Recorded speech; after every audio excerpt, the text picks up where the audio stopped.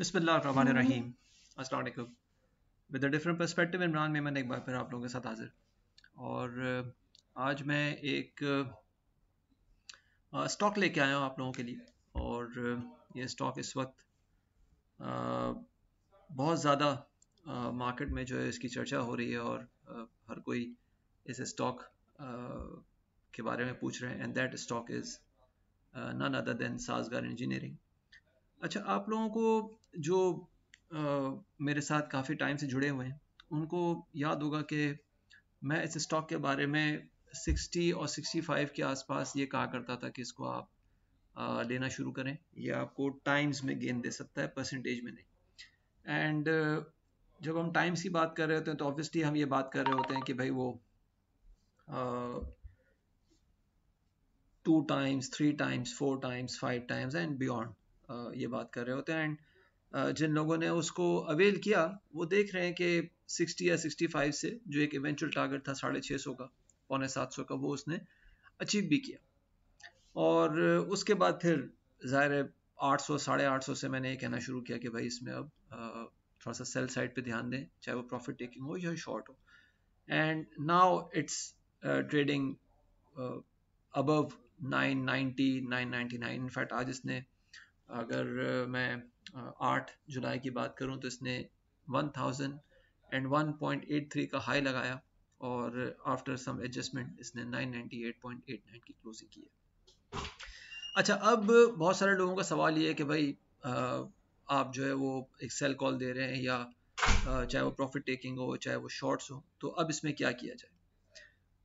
या I mean सवाल ये होता है कि भाई हम जो है वो लॉस में आ रहे हैं तो उसका क्या किया जाए। तो देखिए, अब ये समझने की ज़रूरत है कि पहले जिस स्टॉक के बारे में बाय कॉल भी दी, आई मीन साज़गा के बारे में, उस वक्त ये बिल्कुल लाइमलाइट में नहीं था एंड नो वन न्यू कि ये इतना बढ़ जाएगा। आई मीन मैं को बड़ी बात नहीं कर रहा, लेकिन बेस्ड ऑन द इंडिकेटर्स वो मैंने बताया था कि भाई ये बॉटम आउट कर सकता है और आपको टाइम्स में गेन दे सकता है, वो हो चुका।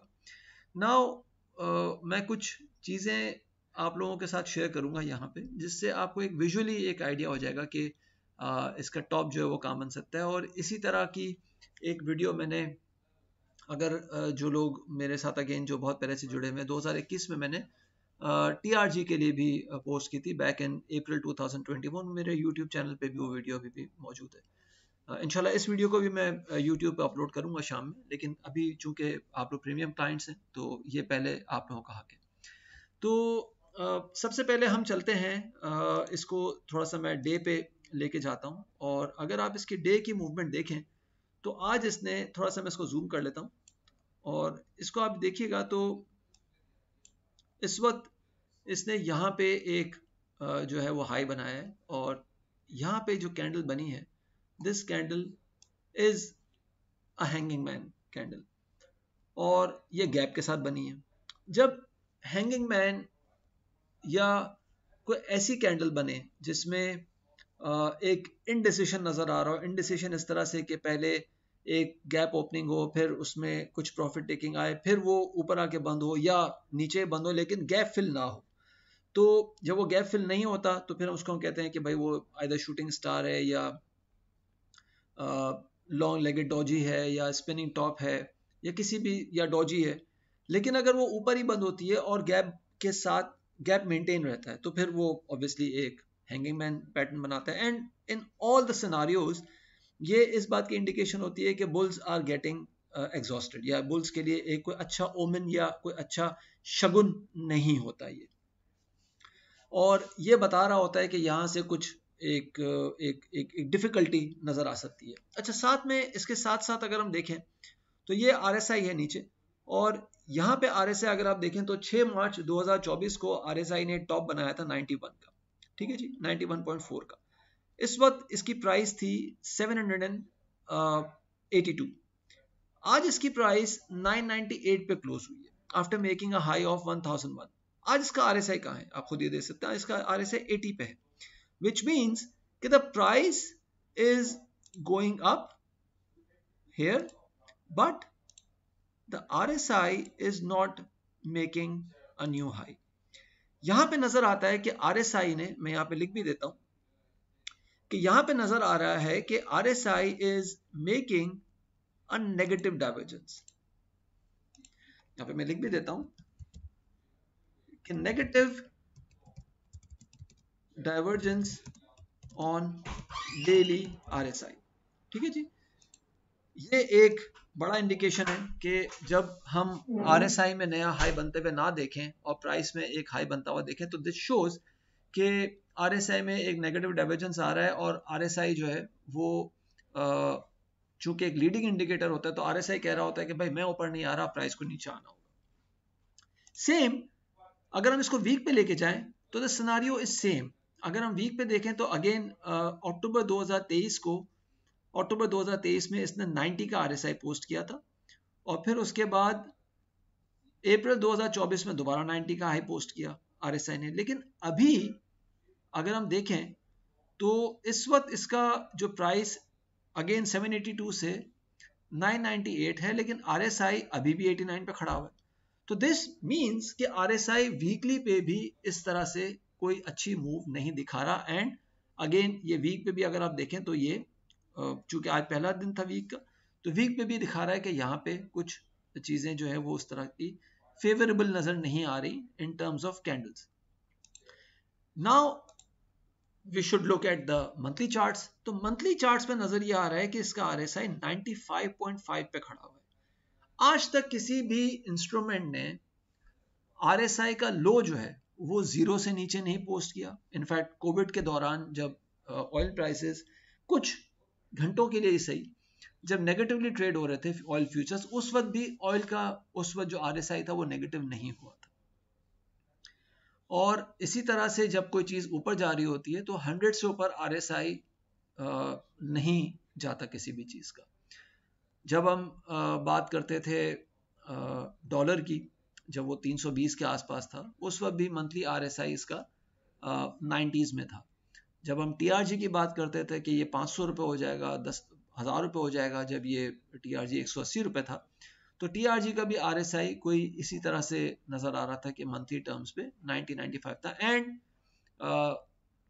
अगेन एक बहुत ही वॉलेटाइल और बहुत ही हाईली ट्रेडेड जो इंस्ट्रूमेंट होता है वो बिटकॉइन है।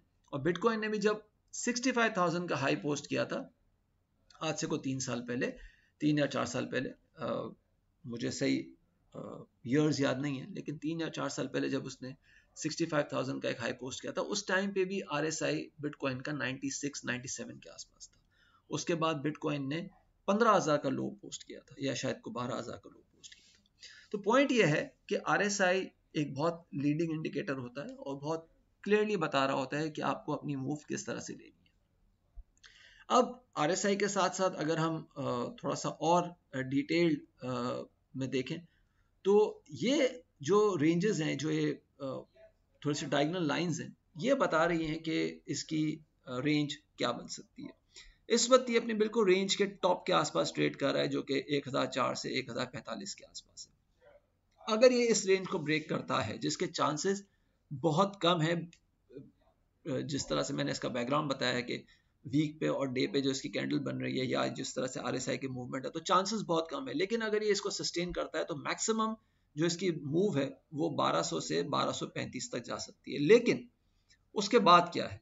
उसके बाद ये अगर मैं इसको यहाँ पे थोड़ी देर के लिए हाइड कर दूं, तो उसके बाद जो पहला लेवल आप देख सकेंगे, अगेन ये तो इस वक्त तो 970 के ऊपर ही खड़ा हुआ, लेकिन इस टॉप के बाद जो पहला लेवल आप देख सकेंगे वो कम से कम यहाँ पे 400 450 के आसपास इसकी एक करेक्शन नजर आ सकती है। एंड उसके पीछे आई डोंट नो कि फंडामेंटल्स क्या आ सकते हैं या किस तरह से वो फंडामेंटल्स को ड्राइव कर सकते हैं, लेकिन टेक्निकली नजर ये आ रहा है कि ये इसमें एक करेक्शन नजर आ सकती है समवेयर अराउंड 430 टू 380 लेवल। ये लेवल जो है 430 से 380, ये मैं अगर सही कैलकुलेट कर रहा हूं तो वो समवेयर अराउंड मिड या लेट सितंबर से लेके मिड अक्टूबर 2024 के आसपास ये इसकी रेंज आप देख सकते हैं। इसके अलावा कोई और चीज हो, कोई और स्टॉक हो जिसके बारे में आप इस तरह का डिटेल एनालिसिस चाह रहे हो, वैसे मैं नॉर्मली स्टॉक्स के बारे में वीडियोस नहीं पोस्ट करता, लेकिन कभी ऐसा होता है कि कोई वन ऑफ ऐसा स्टॉक निकल आता है जिसमें ज़रूरी हो जाता है कि आप उसका डिटेल एनालिसिस दें। तो अगर कोई आप लोग चाह रहे हो तो प्लीज़ मुझे ज़रूर बताइएगा। हाँ, एक और बात कि इसी तरह का सिनारियो हमने 53,000 के आसपास जब मार्केट थी, तो इसी तरह का सिनारियो हमने डीजी खान में देखा था, जब डीजी खान 250 रुपये पे था। हमने इसी तरह का सिनारियो पेल में देखा था जब वो 125 रुपये पे था। इसी तरह का सिनारियो हमने मेपल लीफ में देखा था जब वो 140 रुपये के आसपास था। आज ऑल टाइम हाई इंडेक्स का होने के बावजूद ये स्टॉक्स नया हाई पोस्ट नहीं कर सके।